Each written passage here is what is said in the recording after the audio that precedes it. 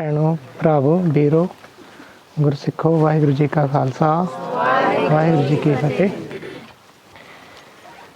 ਅਸੀਂ ਸ਼੍ਰੀ ਕੇਸਗੜ੍ਹ ਸਾਹਿਬ ਦੀ ਬੜੀ ਪਾਵਨ ਪਵਿੱਤਰ ਧਰਤੀ ਤੇ ਖੜੇ ਹਾਂ।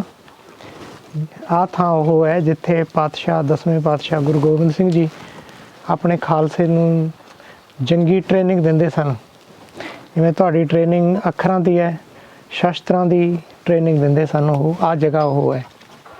ਪਹਿਲਾਂ ਇੱਥੇ ਹੁਣ ਵੀ ਹੈਗੇ ਉੱਚੇ ਉੱਚੇ ਪਹਾੜ ਬਣੇ ਹੋਏ ਸੀ, ਛਾਲਾਂ ਮਾਰਨੀਆਂ, ਉੱਤੇ ਚੜ੍ਹਨਾ, ਪਹਾੜਾਂ 'ਤੇ ਭੱਜਣਾ, ਇੱਥੇ ਇਹ ਜਗ੍ਹਾ 'ਤੇ ਟ੍ਰੇਨਿੰਗ ਹੁੰਦੀ ਸੀ। ਤੁਸੀਂ ਬਹੁਤ ਵੱਡੇ ਭਾਗਾਂ ਵਾਲੇ ਹੋ। ਕਿਸੇ ਸਮੇਂ ਵਕਤ ਹੋਏਗਾ ਦਸਵੇਂ ਪਾਤਸ਼ਾਹ ਦੇ ਇੱਥੇ ਪਾਵਨ ਚਰਨ ਲੱਗੇ ਹੋਣਗੇ, ਤੁਹਾਡੇ ਵੀ ਉਹ ਥਾਂ ਤੁਸੀਂ ਬੈਠ ਰਹੇ ਹੋ, ਬੜੇ ਮੁਬਾਰਕ ਨੇ। ਜਿਵੇਂ ਭਾਈ ਸਾਹਿਬ ਨੇ ਹੁਕਮ ਕੀਤਾ ਸੀ ਕਿ ਤੁਹਾਡੇ ਨਾਲ ਕੁਝ ਉਹ ਸਾਂਝਾਂ ਕੀਤੀਆਂ ਜਾਣ ਜਿਹੜੇ ਸਾਡੇ ਪੁਰਾਣੇ ਗੁਰਮੁਖ ਪਿਆਰੇ ਸਨ, ਗੁਰਸਿੱਖ ਲੋਕ, ਸੰਪਰਦਾਵਾਂ ਸਾਡੀਆਂ, ਉਹ ਕਿਸ ਤਰ੍ਹਾਂ ਸ਼੍ਰੀ ਗੁਰੂ ਗ੍ਰੰਥ ਸਾਹਿਬ ਮਹਾਰਾਜ ਹੱਥ ਨਾਲ ਲਿਖਦੇ ਰਹੇ, ਕਿਹੜੇ ਕਿਹੜੇ ਕਿਵੇਂ ਸੰਥਿਆ ਦਿੰਦੇ ਰਹੇ, ਕਿਸ ਤਰ੍ਹਾਂ ਉਹ ਗੁਣਬਾਣੀ ਦੇ ਉਤਾਰੇ ਕਰਦੇ ਰਹੇ। ਜਿਹੜਾ ਛਾਪਾ ਹੈ ਇਹ ਮਾਡਰਨ ਕਾਰਡ ਹੈ, ਆਧੁਨਿਕ ਕਾਰਡ ਹੈ। ਗੁਰੂ ਨਾਨਕ ਦੇਵ ਮਹਾਰਾਜ ਸੱਚੇ ਪਾਤਸ਼ਾਹ ਹਜ਼ੂਰ ਕਰਤਾਰਪੁਰ ਆ ਕੇ ਰਹੇ ਨੇ।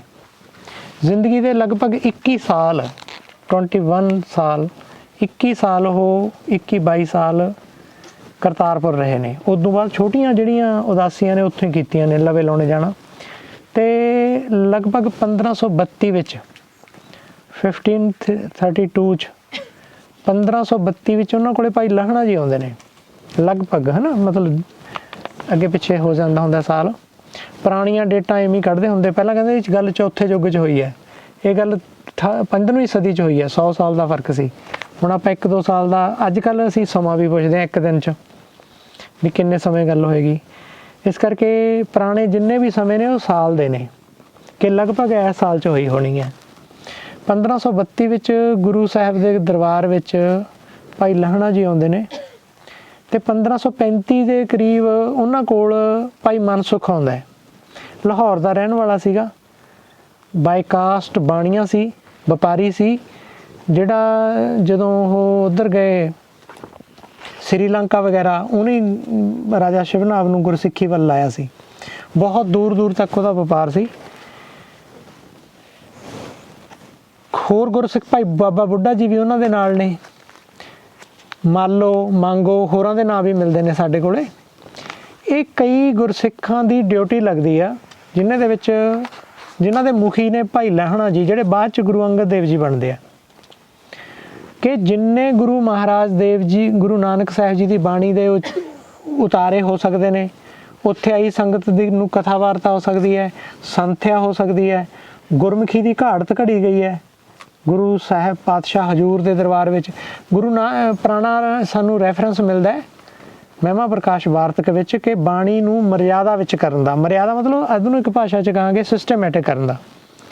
ਸਿਸਟਮੈਟਿਕ ਕਿਉਂਕਿ ਬਾਣੀ ਕੋਈ ਕਿਤੇ ਉਚਾਰੀ, ਕੋਈ ਕਿਤੇ ਉਚਾਰੀ, ਕੋਈ ਪੌੜੀ ਕਿਤੇ ਉਤਰੀ, ਕਿਉਂਕਿ ਐਕਸਪੀਰੀਅੰਸ ਹੈ ਨਾ। ਉਹ ਇੱਦਾਂ ਤਾਂ ਲਿਖੀ ਨਹੀਂ, ਆਤਮਿਕ ਅਨੁਭਵ ਹੈ ਉਹ, ਕਿ ਜਿੱਥੇ ਉਤਰਿਆ ਉੱਥੇ ਹੀ ਗੁਰੂ ਸਾਹਿਬ ਨੇ ਨੋਟ ਡਾਊਨ ਕਰ ਲਿਆ। ਉਹਨਾਂ ਦੇ ਨਾਲ ਮਿਲਦੇ ਨੇ ਨਾਂ ਸਾਨੂੰ, ਮੈਂ ਦੱਸਾਂਗਾ ਤੁਹਾਨੂੰ 2-4 ਵੇਰਵੇ। ਉਹ ਸਾਰਿਆਂ ਨੂੰ ਸਿਸਟਮੈਟਿਕ ਕਰਨਾ, ਉਤਾਰੇ ਕਰਨਾ, ਇਹ ਗੱਲ ਗੁਰੂ ਨਾਨਕ ਸਾਹਿਬ ਜੀ ਦੀ ਹਜ਼ੂਰੀ ਵਿੱਚ ਭਾਈ ਲਹਿਣਾ ਜੀ ਕਰਦੇ ਨੇ। ਅਤੇ ਪਹਿਲੇ ਸੰਥਿਆਕਾਰ ਉਹ ਨੇ। ਨਾਲ ਬਾਣੀ ਦੀ ਸੰਥਿਆ ਜਿਹੜਾ ਤੁਸੀਂ ਕੰਮ ਸਿੱਖਣ ਲੱਗੇ ਹੋ ਨਾ ਗੁਰਮੁਖੀ, ਇਹ ਭਾਈ ਲਹਿਣਾ ਜੀ ਸਿਖਾ ਰਹੇ ਨੇ ਗੁਰੂ ਨਾਨਕ ਸਾਹਿਬ ਜੀ ਦੀ ਛਤਰ ਛਾਇਆ ਹੇਠ। ਕਰਤਾਰਪੁਰ ਪਹਿਲੀ ਟਕਸਾਲ ਹੈ ਸਾਡੀ। ਭਾਈ ਗੁਰਦਾਸ ਜੀ ਨੇ ਇਹਦੇ ਬਾਰੇ ਬੜਾ ਸੋਹਣਾ ਲਿਖਿਆ, ਉਹ ਮੈਂ ਅੱਗੇ ਪੜ੍ਹ ਕੇ ਸੁਣਾਵਾਂਗਾ। ਸੈਦੋ ਘੇਹੋ ਉਹਨਾਂ ਦੀ ਕਾਸਟ ਸੀ। ਇਹਦੇ ਵਿੱਚ ਜਿਵੇਂ ਮੈਂ ਤੁਹਾਨੂੰ 2 ਲਾਈਨਾਂ ਪੜ੍ਹ ਕੇ ਸੁਣਾਉਣਾ ਜਨਮ ਸਾਖੀ ਦੀਆਂ।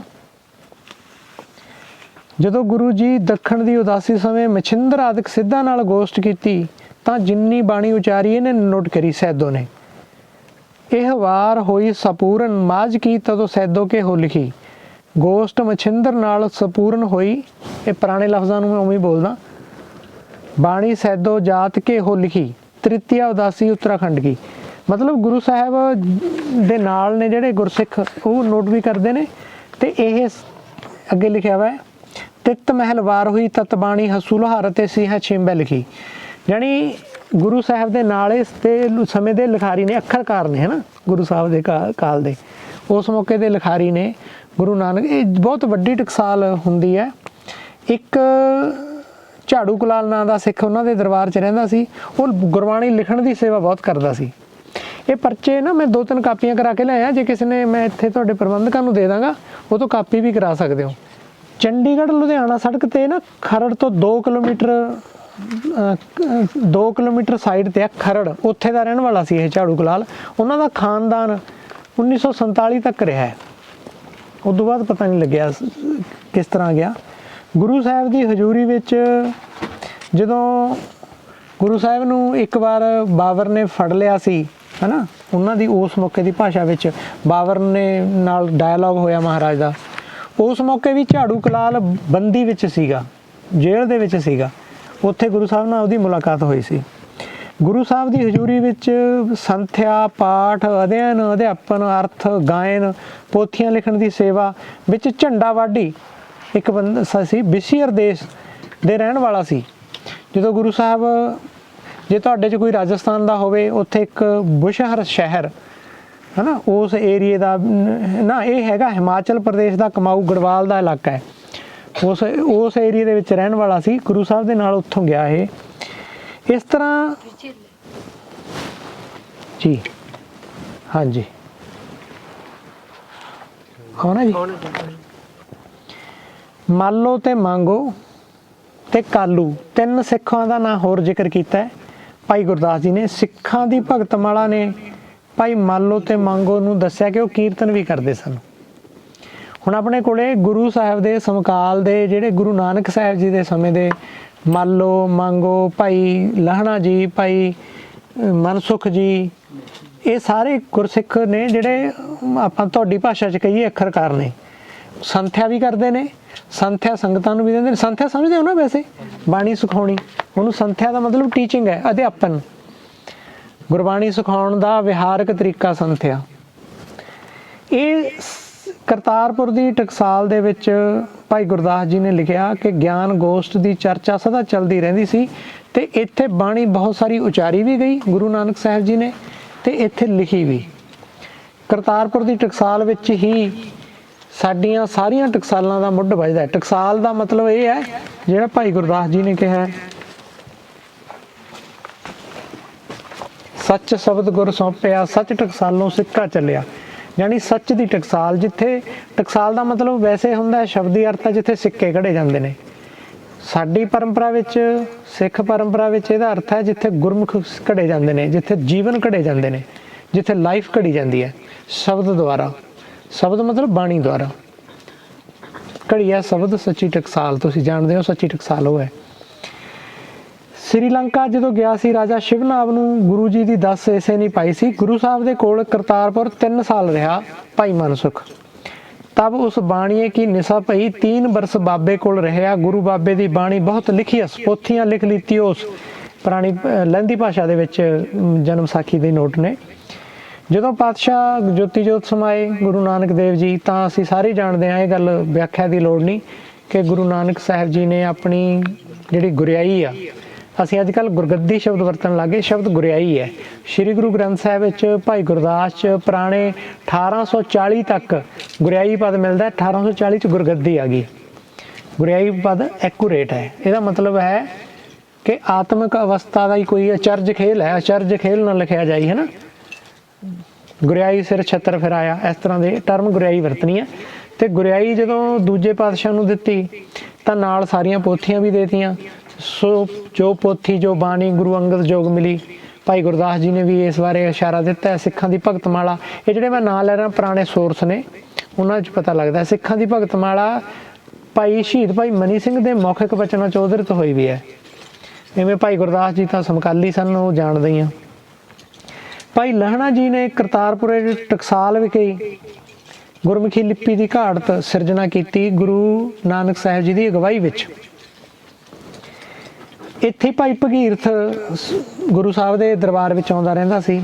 ਜੋ ਕੁੱਲ ਮਿਲਾ ਕੇ ਆਪਾਂ ਇਹ ਕਹਿਣਾ ਚਾਹੁੰਦੇ ਹਾਂ ਕਿ ਜਿਹੜੀ ਸਾਡੀ ਗੁਰਮੁਖੀ ਦੀ ਪਰੰਪਰਾ ਹੈ, ਗੁਰਬਾਣੀ ਉਚਾਰਨ ਦੀ, ਗੁਰਬਾਣੀ ਸੰਥਿਆ ਦੀ, ਗੁਰਬਾਣੀ ਦੇ ਉਤਾਰਿਆਂ ਦੀ, ਅੱਖਰਕਾਰੀ ਦੀ, ਇਹ ਸਾਰੀ ਪਰੰਪਰਾ ਕਰਤਾਰਪੁਰ ਸਾਹਿਬ ਜਿਹੜਾ ਅੱਜ ਕੱਲ੍ਹ ਪਾਕਿਸਤਾਨ 'ਚ ਹੈ, ਪਿੱਛੇ ਜੇ ਉਹਦਾ ਲਾਂਘਾ ਖੁੱਲ੍ਹਿਆ ਉਹ ਕਰਤਾਰਪੁਰ ਦਾ, ਉਸ ਕਰਤਾਰਪੁਰ ਦੇ ਥਾਂ ਦੀ ਟਕਸਾਲ ਵਿੱਚ ਬੈਠ ਕੇ ਗੁਰੂ ਨਾਨਕ ਪਾਤਸ਼ਾਹ ਦੀ ਹਜ਼ੂਰੀ ਵਿੱਚ ਸ੍ਰੀ ਗੁਰੂ ਅੰਗਦ ਦੇਵ ਜੀ, ਜਦੋਂ ਉਹ ਭਾਈ ਲਾਹਣਾ ਜੀ ਨੇ ਉਹਨਾਂ ਦੀ ਅਗਵਾਈ ਵਿੱਚ ਇਹ ਸ਼ੁਰੂ ਹੁੰਦਾ ਹੈ।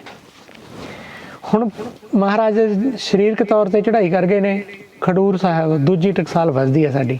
ਖਡੂਰ ਸਾਹਿਬ ਗੁਰੂ ਅੰਗਦ ਦੇਵ ਜੀ ਦੁਆਰਾ ਆਪ ਵੀ ਗੁਰਬਾਣੀ ਲਿਖਣ, ਸੰਭਾਲਣ, ਸੰਥਿਆ ਦੀ ਸੇਵਾ ਕਰਦੇ ਰਹੇ ਨੇ।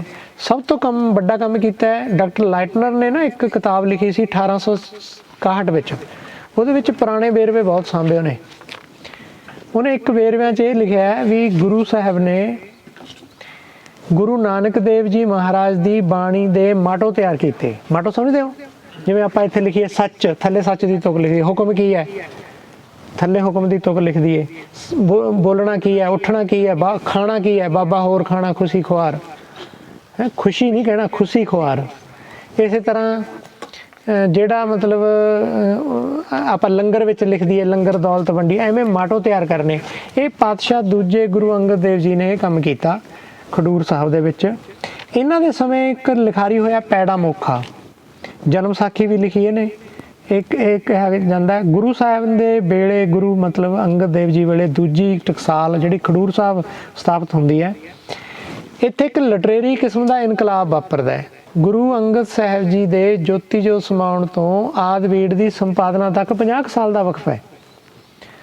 ਆਦਿ ਬੀੜ ਦੀ ਸੰਪਾਦਨਾ 1604 'ਚ ਹੁੰਦੀ ਹੈ, 1601 ਤੋਂ 4 ਵਿੱਚ 3 ਸਾਲ ਲੱਗਦੇ ਆ। ਸਮਝ ਲੱਗ ਰਹੀ ਹੈ ਬੇਟਾ ਗੱਲ? ਸਾਰਿਆਂ ਨੂੰ ਸਮਝ ਲੱਗ ਰਹੀ ਹੈ? ਮੈਂ ਬਹੁਤ ਸੌਖਾ ਬੋਲ ਰਿਹਾ, ਮੈਂ ਪੇਪਰ ਵਾਂਗੂ ਨਹੀਂ ਪੜ੍ਹ ਰਿਹਾ, ਨਹੀਂ ਤਾਂ ਫਿਰ ਉਸ ਮੌਕੇ 50 ਸਾਲਾਂ ਦੇ ਵਿੱਚ ਇੰਨੇ ਲਿਖਾਰੀ ਪੈਦਾ ਹੋ ਗਏ।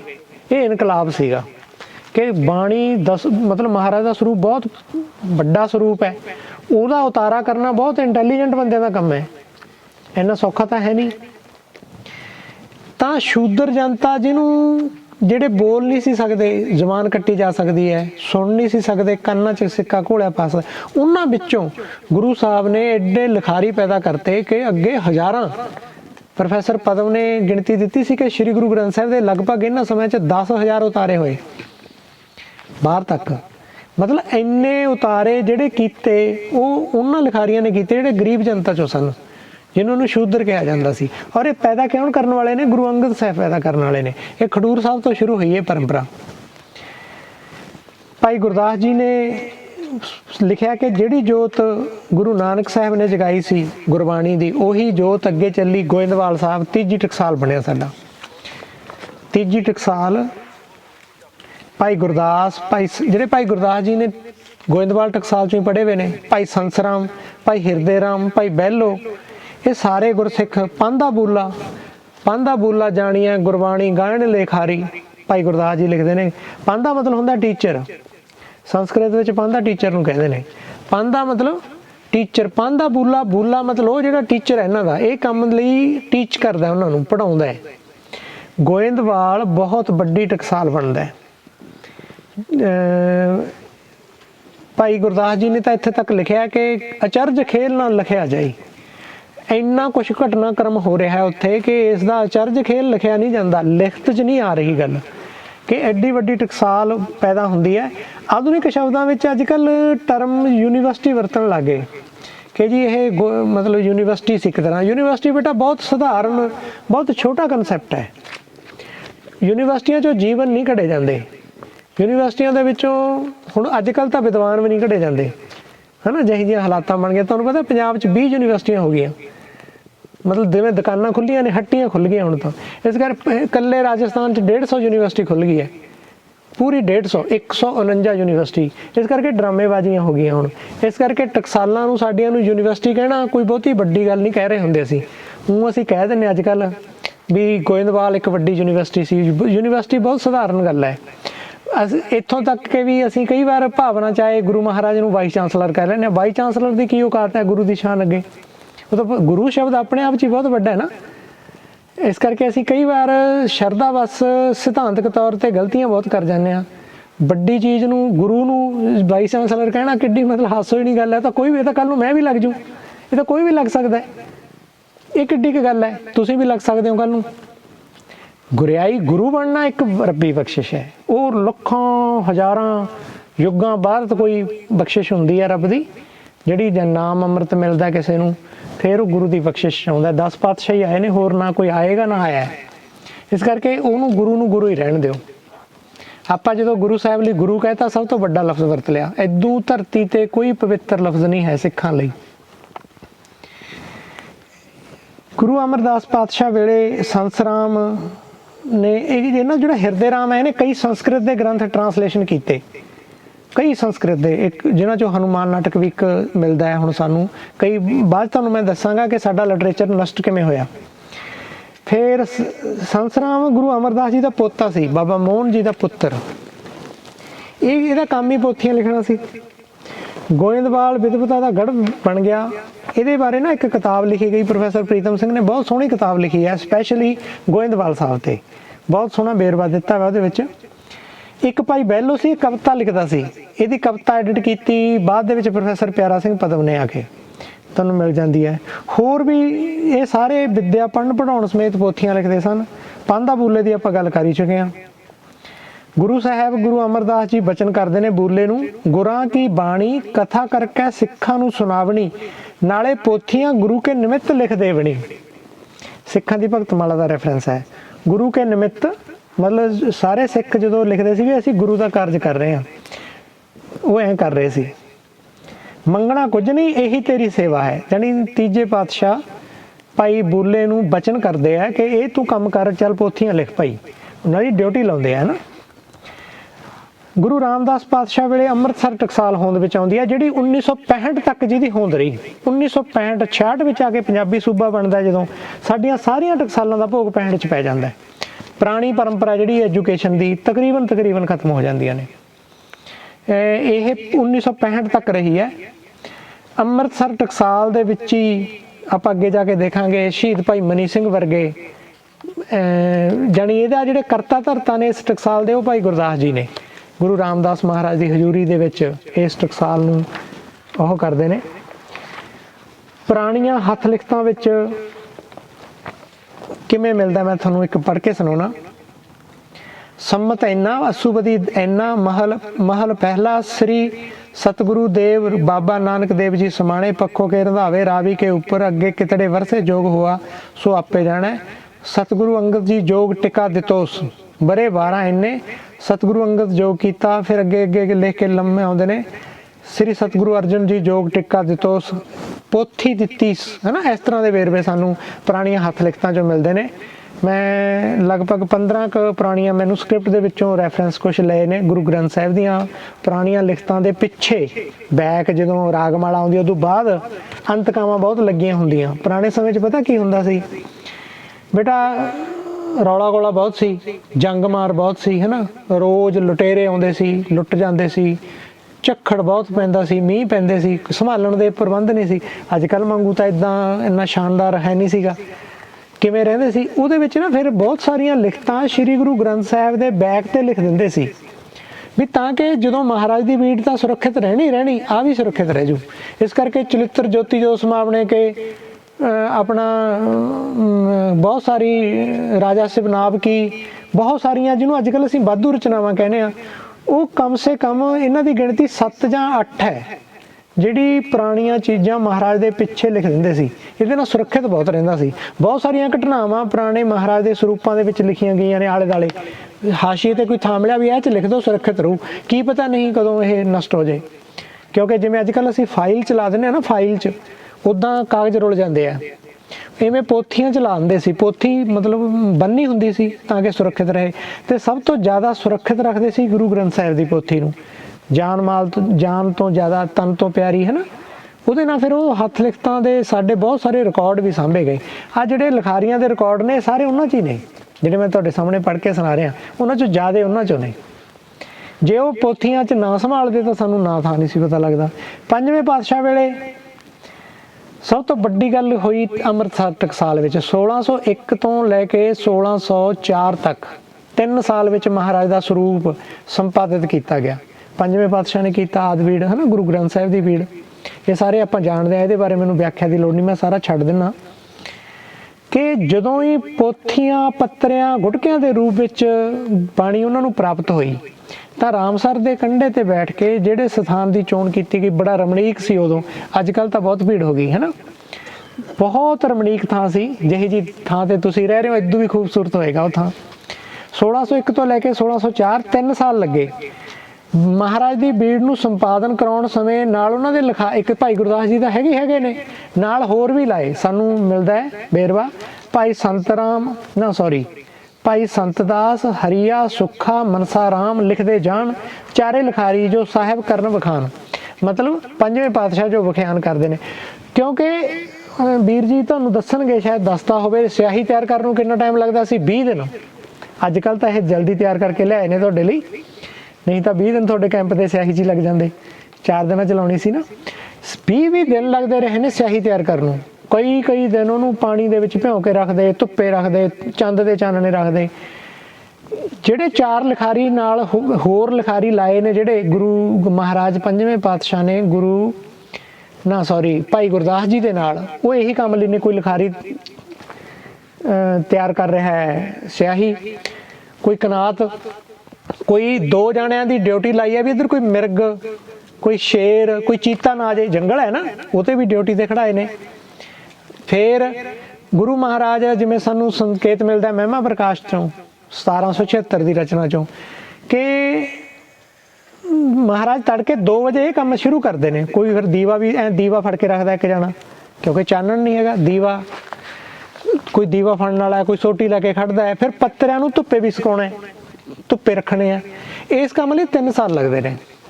ਤਾਂ ਕੁੱਲ ਮਿਲਾ ਕੇ ਸਾਨੂੰ 4 ਨਾਮ ਹੈ, ਤੁਹਾਨੂੰ ਬੋਲ ਕੇ ਪੜ੍ਹਦੇ। ਭਾਈ ਸੰਤਦਾਸ, ਹਰੀਆ, ਸੁੱਖਾ, ਮਨਸਾ ਰਾਮ ਲਿਖਦੇ ਜਾਣ, ਚਾਰੇ ਲਿਖਾਰੀ ਜੋ ਸਾਹਿਬ ਕਰਨ ਵਿਖਾਣ। ਸੰਮਤ 1661 ਮਿਤੀ ਭਾਦੋਂ ਬਦੀ ਏਕਮ, ਮਤਲਬ 1604 ਸੈਪਟੰਬਰ ਨੂੰ ਇਹ ਕੰਮ ਸਮਾਪਤ ਹੋਇਆ। ਆਪਾਂ ਜਾਣਦੇ ਹਾਂ ਕਿ ਬਾਬਾ ਬੁੱਢਾ ਜੀ ਨੇ ਪਹਿਲਾ ਹੁਕਮਨਾਮਾ ਲਿਆ। ਜੇ ਉਦੋਂ ਸਾਡੇ ਕੋਲੇ ਰਿਕਾਰਡਿੰਗ ਹੁੰਦੀ, ਅਸੀਂ ਰਿਕਾਰਡ ਕਰ ਲੈਂਦੇ। ਪਹਿਲਾ ਹੁਕਮਨਾਮਾ ਬਾਬਾ ਜੀ ਕਿਸ ਧੁਨ 'ਚ ਲੈਂਦੇ ਆ, ਕਿੰਨਾ ਮਜ਼ੇਦਾਰ ਹੋਏਗਾ ਉਹ ਹੁਕਮਨਾਮਾ ਜਿਹੜਾ ਲਿਆ ਹੈ ਨਾ। ਤੁਹਾਨੂੰ ਪਤਾ ਹੈ ਬੇਟਾ ਇਸ ਗੱਲ ਦਾ, ਸ਼ਾਇਦ ਜੇ ਕੁਰਾਨ ਦਾ ਪਾਠ, ਕੁਰਾਨ ਸ਼ਰੀਫ ਇਸਲਾਮ ਧਰਮ ਦਾ ਜਿਹੜਾ ਧਰਮ ਗ੍ਰੰਥ ਹੈ, ਜੇ ਉਹਦੇ ਵਿੱਚ ਦਰੁਸਤ ਕਰਨਾ ਹੋਵੇ ਨਾ, ਵੀ ਇਹ ਠੀਕ ਕਰ ਰਹੀ ਹੈ ਬੇਟੀ, ਇਹ ਠੀਕ ਕਰ ਰਿਹਾ, ਇਹ ਠੀਕ ਕਰ ਰਿਹਾ, ਜਾਂ ਪਾਕਿਸਤਾਨ 'ਚ ਠੀਕ ਹੋ ਰਿਹਾ, ਭਾਰਤ 'ਚ ਠੀਕ ਹੋ ਰਿਹਾ, ਤਾਂ ਉਹਨੂੰ ਮੱਕੇ ਤੇ ਮਦੀਨੇ 2 ਥਾਂ ਨਾਲ ਮਿਲਾਨ ਕਰਦੇ ਨੇ ਉਹ, ਵੀ ਉਹਦੀ ਅਜ਼ਾਨ ਦੀ ਰੂਪ ਕਿਹੋ ਜਿਹੀ ਹੈ, ਸੁਰ ਕਿਹੋ ਜਿਹੀ ਹੈ, ਉਹਦੇ ਨਾਲ ਮਿਲਾਓ। ਕਿਉਂਕਿ ਉਹਨਾਂ ਦੀ ਪਰੰਪਰਾ ਇਹ, ਉਹਨਾਂ ਦੇ ਕਾਤਮਾਂ ਦੀ ਪਰੰਪਰਾ, ਕਾਤਬ ਫਾਰਸੀ ਦਾ ਸ਼ਬਦ ਹੈ, ਉਹਨਾਂ ਦੀ ਪਰੰਪਰਾ ਹੈ ਕਿ ਜੋ ਮੁਹੰਮਦ ਸਾਹਿਬ ਦੇ ਮੌਕੇ ਅਜ਼ਾਨ ਪਹਿਲੀ ਵਾਰ ਇੱਕ ਸ਼ੂਦਰ ਬੰਦੇ ਨੇ ਉਚਾਰੀ, ਗਰੀਬ ਬੰਦੇ ਨੇ, ਕੋਈ ਗੁਲਾਮ ਨੇ, ਉਹ ਜਿਹੜੀ ਮੁਹੰਮਦ ਸਾਹਿਬ ਦੀ ਹਜ਼ੂਰੀ 'ਚ ਇਹ ਗੱਲ ਉਚਾਰੀ ਗਈ, ਉਸ ਦੀ ਧੁਨ ਨੂੰ ਉਹਨਾਂ ਨੇ ਸੁਰੱਖਿਅਤ ਰੱਖਿਆ ਹੋਇਆ। ਕੰਟੀਨਿਊ ਹੀ ਧੁਨ ਚਗਾਉਂਦੇ ਨੇ, ਜਿਵੇਂ ਉਹ ਬਣਾਉਂਦੇ ਨਾ ਅੱਲਾ, ਐਂ ਕਰਕੇ ਲੰਮਾ ਲੈ ਕੇ ਜਾਂਦੇ ਨੇ, ਇਹ ਉਹਨਾਂ ਦੀ ਧੁਨ ਹੈ ਅਰਬੀ ਦੀ।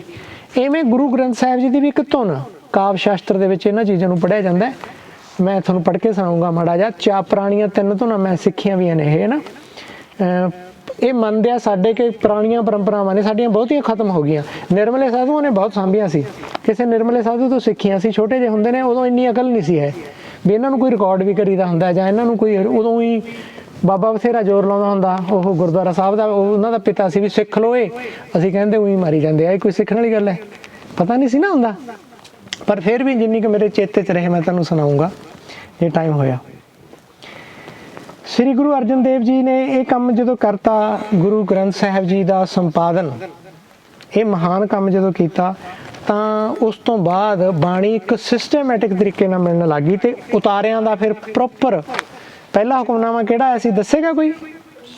ਹਾਂ, ਸੰਤਾਂ ਕੇ ਨਹੀਂ, ਸੰਤਾ ਬਿੰਦੀ ਤੇ ਅਧਿਕ ਨਹੀਂ, ਬਿੰਦੀ ਨਹੀਂ ਲਾਉਣੀ ਉੱਤੇ, ਸੰਤਾ ਕੇ ਕਾਰਜ ਆਪ ਖਲੋਆ।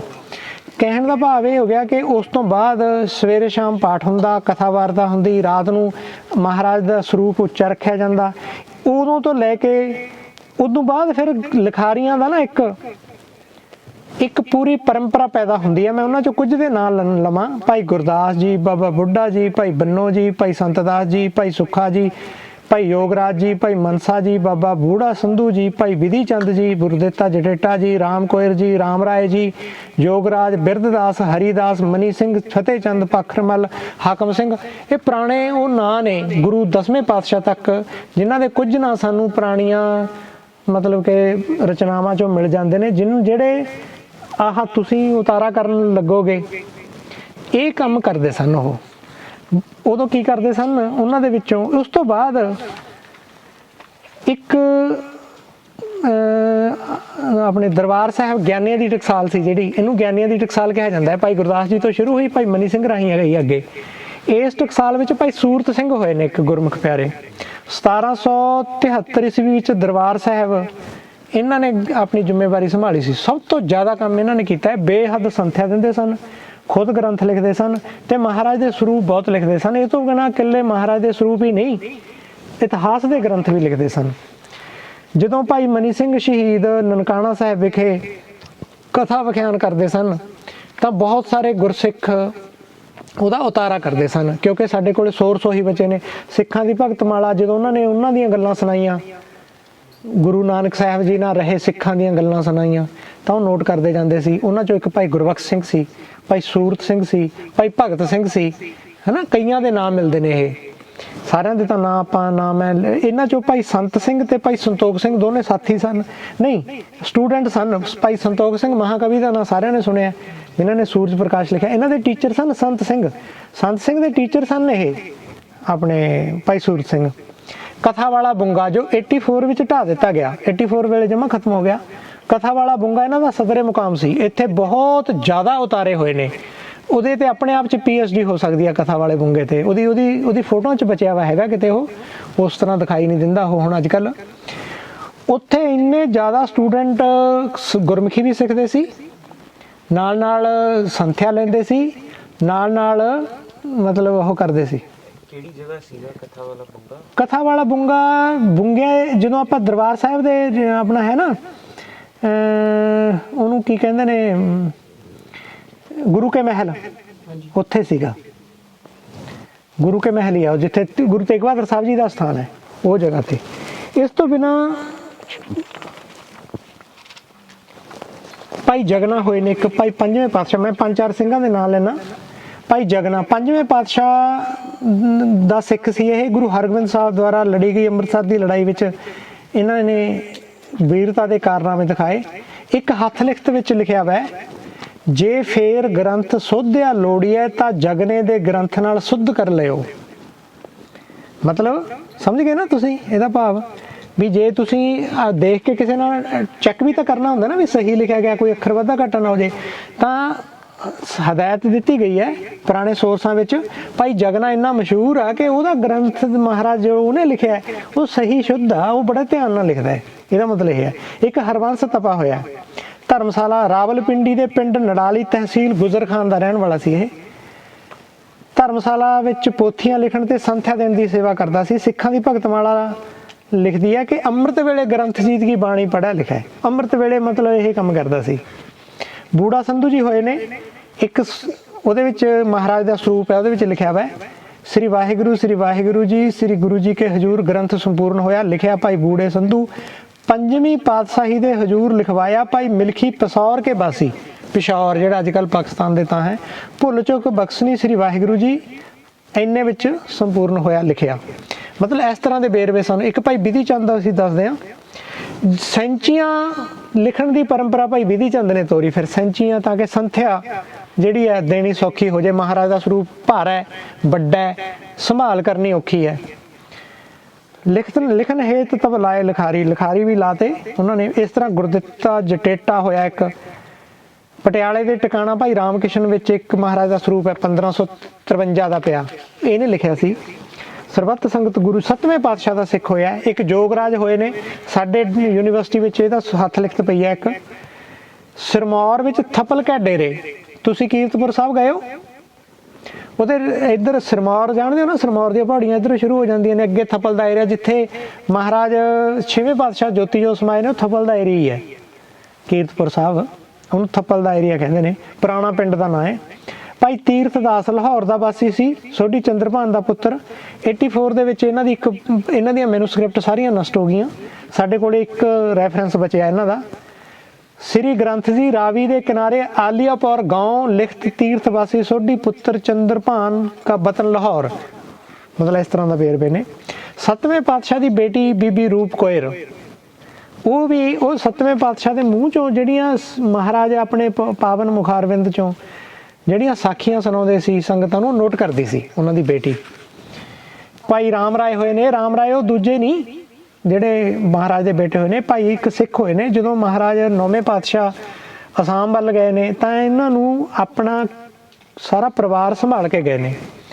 ਭਾਈ ਰਾਮ ਰਾਏ ਲਿਖਿਆ ਹੋਇਆ ਗੁਰੂ, ਇਹ ਹੁਕਮਨਾਮਿਆਂ 'ਚ ਵੇਰਵਾ ਮਿਲਦਾ ਹੈ। ਗੁਰੂ ਸਤ ਭਾਈ ਦਿਆਲ ਦਾਸ, ਭਾਈ ਰਾਮ ਰਾਏ, ਭਾਈ ਦਰਬਾਰੀ ਸਰਬੱਤ ਸੰਗਤ ਪਟਨੇ ਕੀ ਕਬੀਲਾ ਹਮੋ ਪਟਨੇ ਛੋੜਾ ਹੈ, ਮਤਲਬ ਇਸ ਤਰ੍ਹਾਂ ਦੀਆਂ ਵੇਰਵੇ। ਭਾਈ ਫਤਿਹ ਚੰਦ ਹੋਇਆ ਪੁਸ਼ਕਰ, ਰਾਜਸਥਾਨ 'ਚ ਇੱਕ ਪੁਸ਼ਕਰ ਦਾ ਇਲਾਕਾ ਹੈ ਨਾ, ਉਹਨਾਂ ਨੂੰ ਪਤਾ ਹੈ।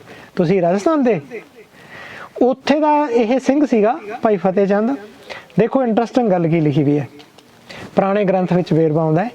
ਇਹੋ ਗ੍ਰੰਥ ਫਤਿਹ ਚੰਦ ਕੇ ਗ੍ਰੰਥ का नकल, ਫਤਿਹ ਚੰਦ का ग्रंथ ਪੁਹਕਰ ਕੇ ਗ੍ਰੰਥ का नकल। ਪੁਹਕਰ ਤੋਂ ਲੈ ਕੇ ਛਾਪੇਖਾਨੇ ਦੇ ਦੌਰ ਤੱਕ, ਜਦੋਂ ਤੱਕ ਕਾਗਜ਼ ਨਹੀਂ ਬਣਿਆ, ਆਧੁਨਿਕ ਛਾਪਾ ਨਹੀਂ ਆਉਂਦਾ, ਜਦ ਤੱਕ ਇਹਦੇ ਸਮੇਂ ਹੱਥਾਂ ਨਹੀਂ ਮਹਾਰਾਜ ਦਾ ਸਰੂਪ, ਹਿਸਟਰੀ ਦੇ ਗ੍ਰੰਥ, ਸਾਡੇ ਅਰਥਾਂ ਦੇ ਗ੍ਰੰਥ, ਸਾਡੇ ਮਤਲਬ ਬਾਕੀ ਸੋਰਸ ਜਨਮ ਸਾਖੀਆਂ, ਗੁਰਬਲਾਸ, ਰਹਿਤਨਾਮੇ, ਹੁਕਮਨਾਮੇ, ਸੁਖਨ, ਟੀਕੇ, ਭਾਸ਼, ਕੋਸ਼, ਦੇਰ ਆਰ ਸੋ ਮੈਨੀ ਅਦਰ। ਇਹ ਸਾਰੇ ਕੀ ਸੀਗੇ ਜਿਹੜੇ ਉਹਨਾਂ ਦਾ ਉਤਾਰੇ ਕਰ ਗਾਹਾਂ ਬਚੇ ਰਹੇ। ਤੇ ਤੁਹਾਨੂੰ ਦੱਸਦਾ ਮੈਂ, ਚਲ ਬਾਅਦ 'ਚ ਦੱਸਦਾ, ਵੈਸੇ ਮੈਂ 2-4 ਹੋਰ ਸਿੰਘਾਂ ਦੇ ਨਾਲ ਵਾਂ। ਭਾਈ ਸ਼ਾਮ ਸਿੰਘ ਸਾਧੂ ਸਨ, ਆਪਣੇ ਸੇਵਾ ਪੰਥੀ ਸਾਧੂ ਸਨ। ਪਿੰਡ ਘੀਲ ਕਲਾਂ, ਤਹਿਸੀਲ ਤੇ ਜ਼ਿਲ੍ਹਾ ਅਟਕ। ਫਤਿਹ ਜੰਗ ਤੋਂ 3 ਮੀਲ ਵਿੱਥ ਤੇ ਪੈਦਾ ਹੋਏ। ਮੰਗਵਾਲ ਇੱਕ ਉਧਰ ਨਾਲ ਹੀ ਇੱਕ ਹੋਰ ਪ੍ਰਸਿੱਧ ਸੰਤ ਨੇ ਭਾਈ ਮੱਲਾ ਸਿੰਘ ਜੀ ਦੇ ਸ਼ਿਸ਼। ਇਹਨਾਂ ਨੇ ਨਾ ਭਾਈ ਮਨੀ ਸਿੰਘ ਦੇ ਸਟੂਡੈਂਟ ਸਨ ਭਾਈ ਚੰਦਾ ਸਿੰਘ ਦੇ ਸਟੂਡੈਂਟ ਤੋਂ ਇਹ ਭਾਈ ਚੰਦਾ ਸਿੰਘ ਤੋਂ ਇਹਨਾਂ ਨੇ ਗੁਰਬਾਣੀ ਦੇ ਅਰਥ-ਬੋਧ ਭਾਈ ਮੱਲਾ ਸਿੰਘ ਨੇ ਪੜ੍ਹੇ ਸੀ। ਇਹ ਮੱਲਾ ਸਿੰਘ ਦੇ ਸਟੂਡੈਂਟ ਸਨ ਅੱਗੇ ਭਾਈ ਸ਼ਾਮ ਸਿੰਘ। ਸਭ ਇਹ ਇੰਨੀ ਜ਼ਿਆਦਾ ਘਰ ਜਾ ਕੇ ਸੰਥਿਆ ਦਿੰਦੇ ਹੁੰਦੇ। ਕਿਵੇਂ ਜਾਂਦੇ ਸੀ ਕਿਸੇ ਮਾਂ ਭੈਣ ਨੂੰ ਕਹਿਣਾ ਵੀ ਬੇਟਾ ਬੋਲ ਇੱਕ ਓਂਕਾਰ, ਜਾਂ ਧਰਤੀ ਤੇ ਲਿਖਿਆ ਹੋਣਾ ਇੱਕ ਓਂਕਾਰ, ਜਾਂ ਏਕਾ ਲਿਖਿਆ ਹੋਣਾ, ਗੁਰਮੁਖੀ ਦਾ ਊੜਾ ਲਿਖਿਆ ਹੋਣਾ ਆਪਣੀ ਸੋਟੀ ਨਾਲ ਨਾ, ਵੀ ਆ ਲੈ ਊੜਾ ਪੜ, ਦੂਜੇ ਘਰ ਆੜਾ, ਤੀਜੇ ਘਰ ਈੜੀ, ਫਿਰ ਦੂਜੇ ਘਰ, ਇਸ ਤਰ੍ਹਾਂ ਮਤਲਬ ਊੜਾ ਆੜਾ ਈੜੀ ਸਿਖਾਉਂਦੇ ਰਹੇ।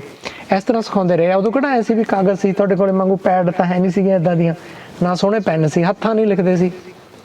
ਭਾਈ ਆਸਾ ਰਾਮ ਜੀ ਹੋਏ ਨੇ ਇੱਕ ਸੇਵਾ ਪੰਥੀ ਸਾਧੂ 'ਚ। ਭਾਈ ਆਸਾ ਰਾਮ ਜੀ, ਇੱਕ ਵੇਰਵਾ ਮਿਲਦਾ ਹੈ, ਕੋਈ ਜਗਿਆਸੂ ਆ ਗਿਆ ਉਹਨਾਂ ਕੋਲੇ, ਕਹਿੰਦੇ ਮੈਂ ਸੁਖਮਨੀ ਸਾਹਿਬ ਦਾ ਪਾਠ ਕਰਨਾ ਪਰ ਪੋਥੀ ਨਹੀਂ ਹੈ। ਉਹਨਾਂ ਦਿਨਾਂ 'ਚ ਐ ਤਾਂ ਹੈ ਨਹੀਂ ਵੀ ਤੁਸੀਂ ਦੁਕਾਨ ਤੋਂ ਜਾ ਕੇ ਗੁਟਕਾ ਖਰੀਦ ਲੋਗੇ। ਭਾਈ ਆਸਾ ਰਾਮ ਨੂੰ ਬਹੁਤ ਜ਼ਿਆਦਾ ਐਮਰਜੈਂਸੀ ਇੱਕ ਕੰਮ ਸੀ, ਕਿਤੇ ਜਾਣਾ ਸੀ।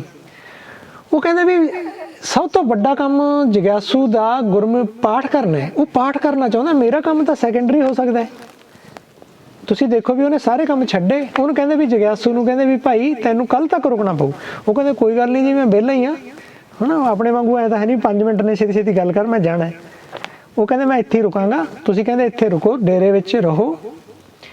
ਉਹ ਸ਼ਾਮ ਨੂੰ ਬੈਠ ਕੇ ਦੂਜੇ ਦਿਨ ਸਵੇਰੇ 10-11 ਵਜੇ ਤੱਕ ਉਹਨਾਂ ਨੇ ਸੁਖਮਨੀ ਸਾਹਿਬ ਹੱਥ ਨਾਲ ਲਿਖ ਕੇ ਭੇਟ ਕਰਤਾ। ਉਹਨਾਂ ਨੂੰ ਹੱਥਾਂ ਨਾਲ, ਤੁਹਾਨੂੰ ਪਤਾ ਭਾਈ ਤਾਰੂ ਸਿੰਘ ਵੀ ਹੱਥ ਨਾਲ ਲਿਖ ਭੇਟ ਕਰਦੇ ਸਨ।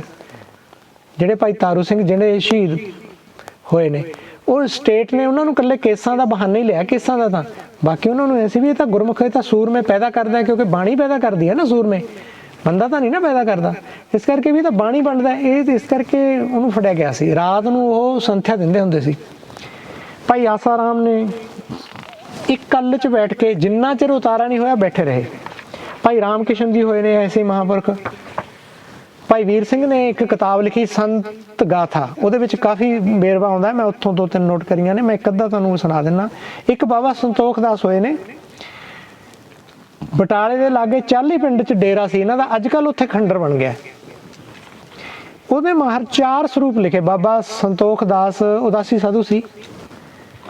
ਉਹਨੇ ਦਰਬਾਰ ਸਾਹਿਬ ਕਹਿੰਦੇ ਸੀ, ਦਰਬਾਰ ਸਾਹਿਬ ਮਤਲਬ ਗੁਰੂ ਗ੍ਰੰਥ ਸਾਹਿਬ ਜੀ ਨੂੰ ਦਰਬਾਰ ਸਾਹਿਬ ਕਿਹਾ ਜਾਂਦਾ ਹੈ। ਸ਼੍ਰੀ ਦਰਬਾਰ ਸਾਹਿਬ ਅੰਮ੍ਰਿਤਸਰ, ਦਰਬਾਰ ਸਾਹਿਬ ਹਰਿਮੰਦਰ ਸਾਹਿਬ ਅਸੀਂ ਤਾਂ ਕਹਿੰਦੇ ਹਾਂ ਕਿਉਂਕਿ ਇੱਥੇ ਦਰਬਾਰ ਸਾਹਿਬ ਦਾ ਪ੍ਰਕਾਸ਼ ਹੈ, ਦਰਬਾਰ ਸਾਹਿਬ 4 ਲਿਖੇ, ਇਹ ਚਾਰੇ ਸਰੂਪ ਚੋਂ ਇੱਕ ਨਨਕਾਣਾ ਸਾਹਿਬ ਉਹਨਾਂ ਨੇ ਭੇਟ ਕੀਤਾ, ਇੱਕ ਹਜੂਰ ਸਾਹਿਬ, ਇੱਕ ਬਾਕੀ ਤਖਤ ਸਾਹਿਬਾਨ ਤੇ। ਇਹ ਹੁਣ ਨਾ ਚੋਂ 3 ਮਿਲ ਜਾਂਦੇ ਨੇ, ਹੁਣ ਅੱਜ ਕੱਲ੍ਹ ਵੀ ਹੈਗੇ ਨੇ ਇਹ ਸਰੂਪ। ਇਹ ਲੰਮਾ ਹੈ, ਮਤਲਬ ਮੈਂ ਪੜ੍ਹ ਕੇ ਨਹੀਂ ਉਹ ਕਰਦਾ, ਮੈਂ ਮੋਟਾ ਮੋਟਾ ਅੱਗੇ ਦਾਸ ਦੀ ਬੇਨਤੀ ਹੈ ਕਿ ਕਾਗਜ਼ ਛੋਟੇ ਮੇਲ ਦੇ ਖਰੀਦ ਕੇ ਲੀਤੇ ਗਏ ਸੇ, ਸੋ ਇਸ ਕਰਕੇ ਪੱਤਰਿਆਂ ਨੂੰ ਗੰਢ ਲਗਾਏ ਹਨ। ਸਾਰਾ ਕੁਝ ਦੱਸਿਆ ਵੀ ਪੱਤਰਿਆਂ ਨੂੰ ਗੰਢ ਕਿਵੇਂ ਲਾਈ ਹੈ, ਕਾਗਜ਼ ਕਿੱਥੋਂ ਖਰੀਦਿਆ, ਕਿਹੜੇ ਕਿਹੜੇ ਸਿੰਘ ਨਾਲ ਲੱਗੇ, ਸਿਆਹੀ ਕਿਹਨੇ ਤਿਆਰ ਕੀਤੀ। ਇੱਕ ਲੰਮਾ ਸਾਰਾ ਵੇਰਵਾ। ਆਪਣਾ ਟਾਈਮ ਹੈ ਨਾ? ਹਾਂਜੀ ਟਾਈਮ ਤੇ ਤੁਹਾਡਾ ਕੀਮਤੀ ਹੈ। ਨਹੀਂ ਜੀ, ਇਹ ਪ੍ਰਬੰਧਕਾਂ ਦੀ ਹੁਕਮ ਮੰਨਣਾ ਮੈਂ। 5 ਮਿੰਟ। ਅੱਛਾ, ਦੇਖੋ ਬੇਟਾ ਹੋਇਆ ਕੀ, ਮੈਂ ਇਹ ਸਾਰੇ ਛੱਡ ਦਿੰਦਾ ਗੱਲ, ਮੈਂ 2-4 ਦਿਨੀਆਂ ਸੁਣਾਉਣੀਆਂ ਨੇ ਕਿਉਂਕਿ ਲੰਮਾ ਹੋਇਆ, ਤੁਸੀਂ ਪੇਪਰ ਵੀ ਪੜ੍ਹ ਲਿਓ ਇਹ ਤੋਂ ਬਿਨਾਂ। 2-4 ਗੱਲਾਂ ਮੈਂ ਤੁਹਾਨੂੰ ਹੋਰ ਦੱਸਦਾ। ਸਾਡਾ ਨਾ ਬਹੁਤ ਸਾਰਾ ਸਾਹਿਤ ਨਸ਼ਟ ਹੋ ਗਿਆ। ਪਹਿਲਾ ਨਸ਼ਟ ਤਾਂ ਹੋਇਆ ਵੀ ਪੁਰਾਣੇ ਸਮੇਂ ਦੇ ਵਿੱਚ ਨਾ ਸਾਂਭ ਸੰਭਾਲ ਦੇ ਸਾਧਨ ਨਹੀਂ ਸੀ ਹੈਗੇ।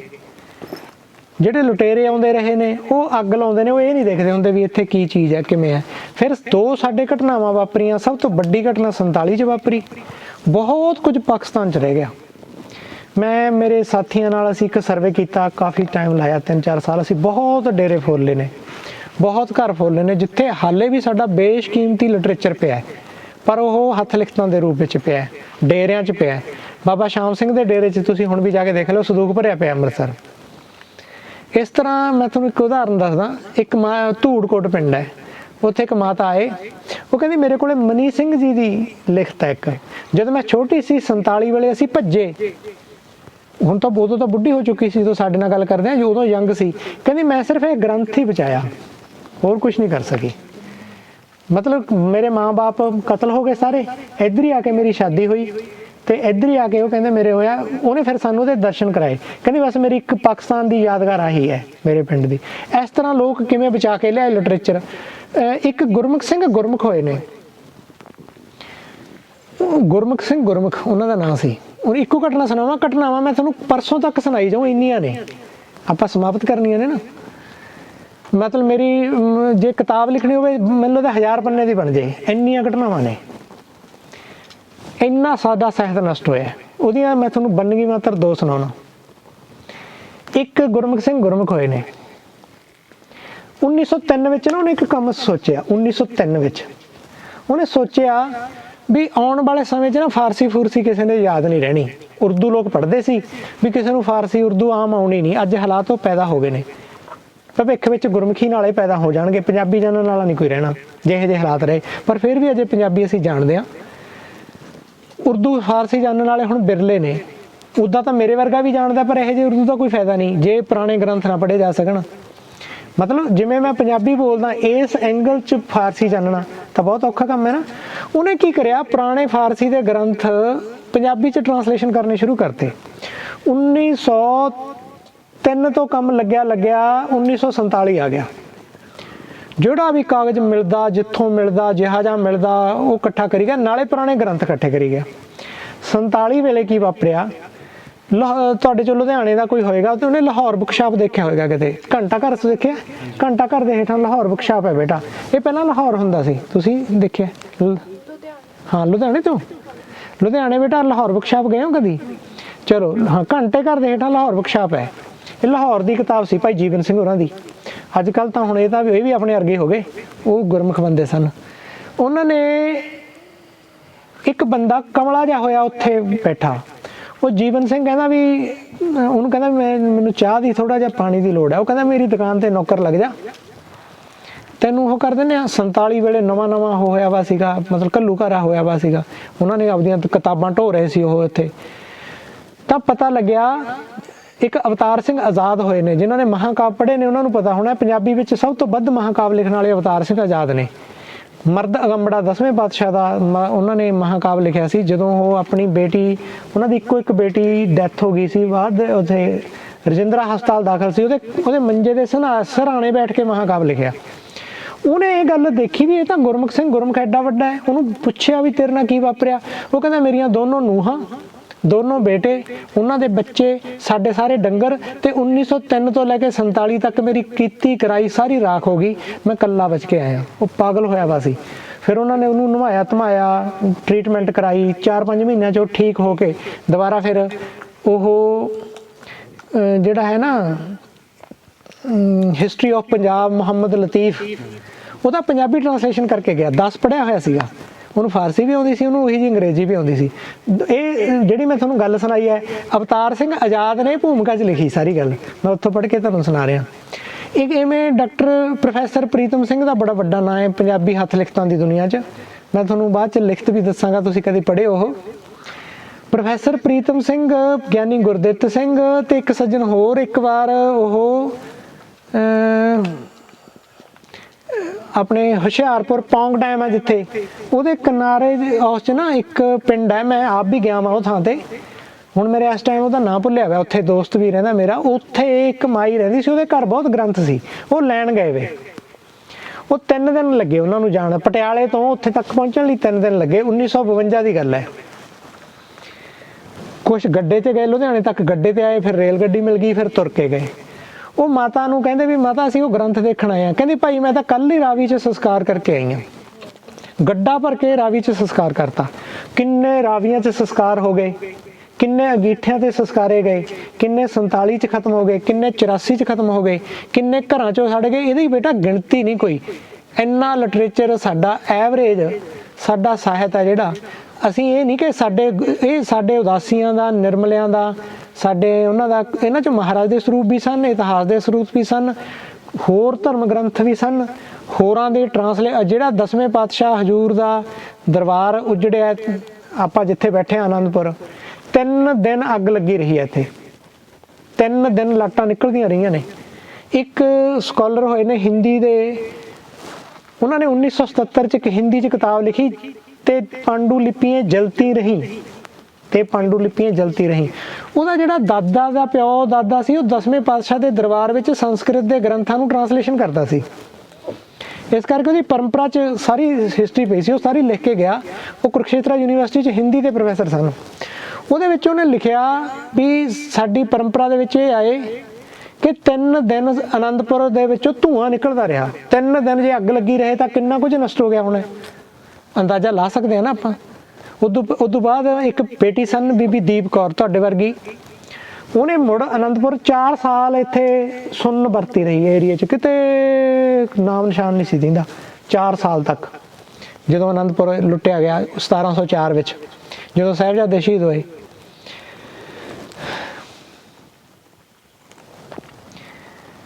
ਸਾਹਿਬਜ਼ਾਦਿਆਂ ਦੀ ਸ਼ਹਾਦਤ ਤੋਂ ਬਾਅਦ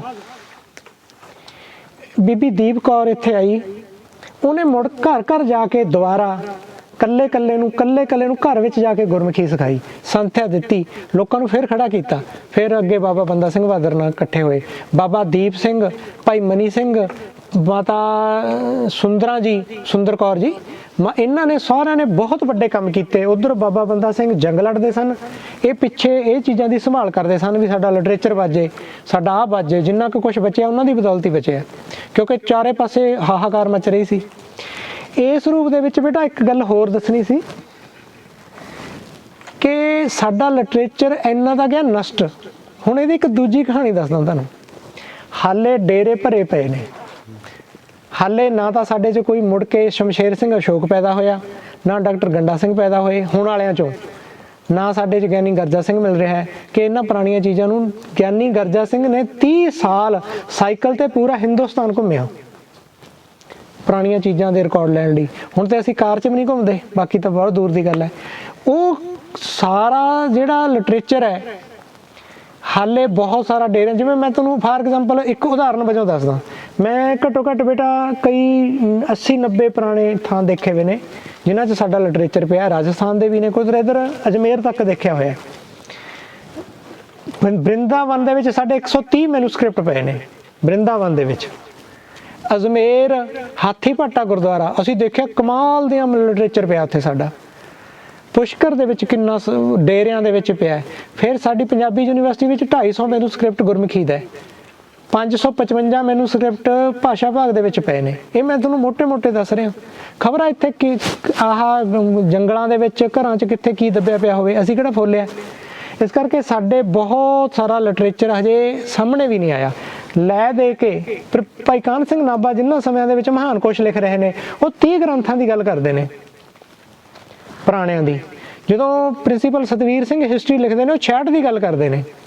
ਜਦੋਂ ਬਾਅਦ ਦੇ ਵਿੱਚ ਹਿਸਟਰੀ ਦੁਬਾਰਾ ਰਿਵਾਈਜ਼ ਹੁੰਦੀ ਹੈ ਤਾਂ ਮਤਲਬ ਸਾਡੀ ਉਮਰ ਤੱਕ 250 ਗ੍ਰੰਥ ਸਾਡਾ ਸਾਹਮਣੇ ਆ ਚੁੱਕਿਆ ਹੈ, ਲੱਭ ਚੁੱਕਿਆ 250 ਦੇ ਕਰੀਬ ਮਤਲਬ ਬਣ ਜਾਂਦਾ ਹੈ। ਜੇ ਆਪਾਂ ਸਾਰਿਆਂ ਨੂੰ ਗਿਣਤੀ ਕਰੀਏ 12-13 ਜਨਮ ਸਾਖੀਆਂ, 12-13 ਗੁਰਬਲਾਸ, 12-13 ਗੁਰਸੋਭੇ ਵਰਗੇ ਗ੍ਰੰਥ ਇੱਦਾਂ ਦੀਆਂ ਤੇ ਇਹ ਮਤਲਬ ਹੋਰ ਕਿੰਨੇ ਹੋਣਗੇ, ਕਿੱਥੇ ਕਿੱਥੇ ਪਏ ਨੇ, ਕੋਈ ਅੰਤ ਨਹੀਂ ਨਾ।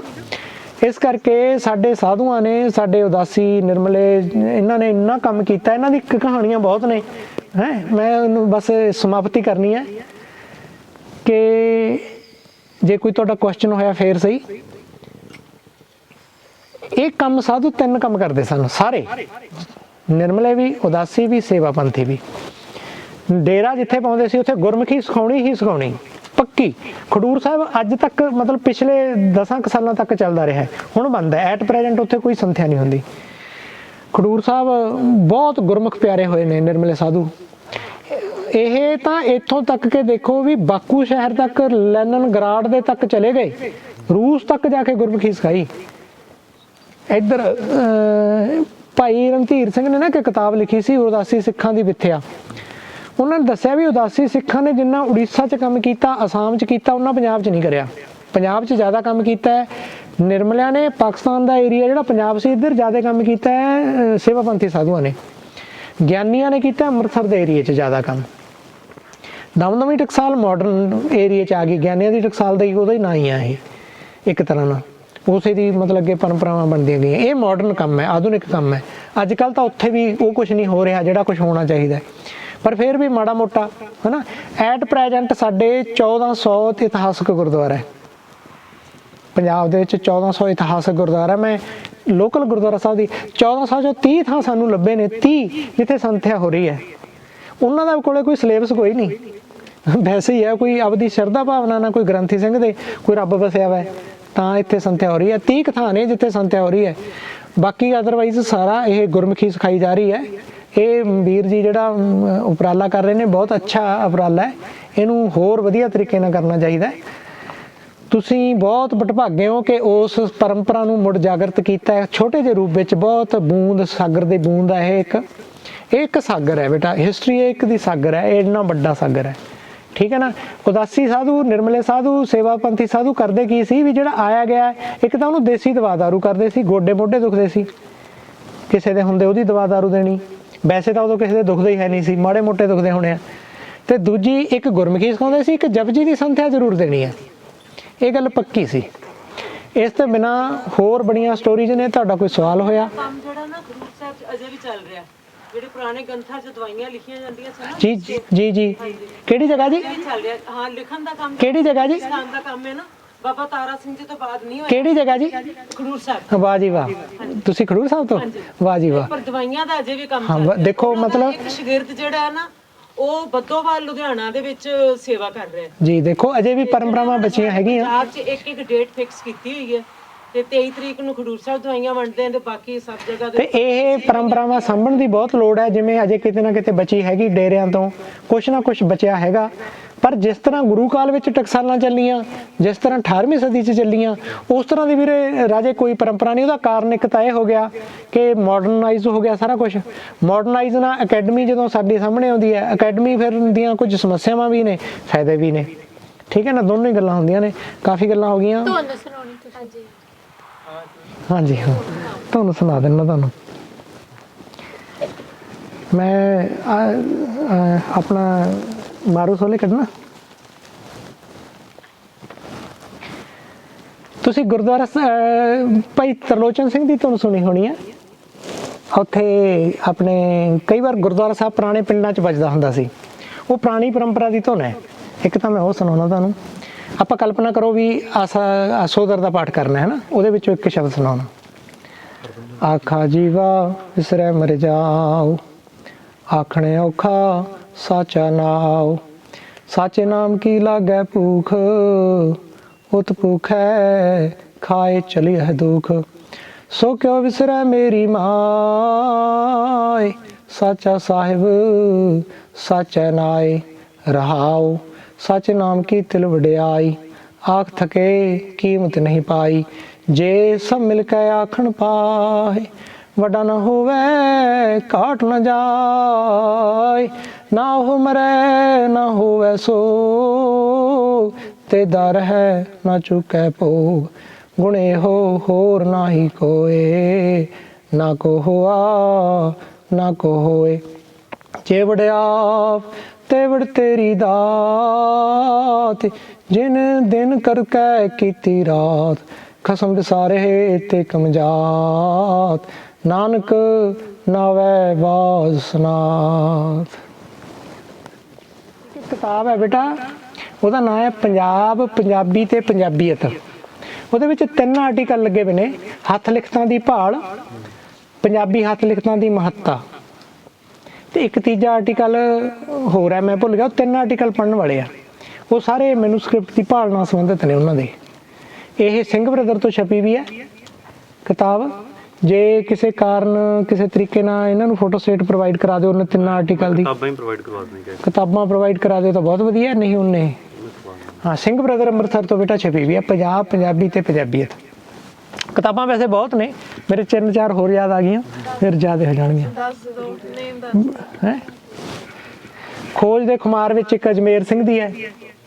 ਇਹ ਅਜਮੇਰ ਸਿੰਘ ਆ ਨਹੀਂ ਜਿਹੜੇ ਹਿਸਟਰੀ ਵਾਲੇ ਨੇ, ਇਹ ਡੈਥ ਹੋ ਗਈ ਇਹਨਾਂ ਦੀ। ਖੋਜ ਦੇ ਖੁਮਾਰ ਵਿੱਚ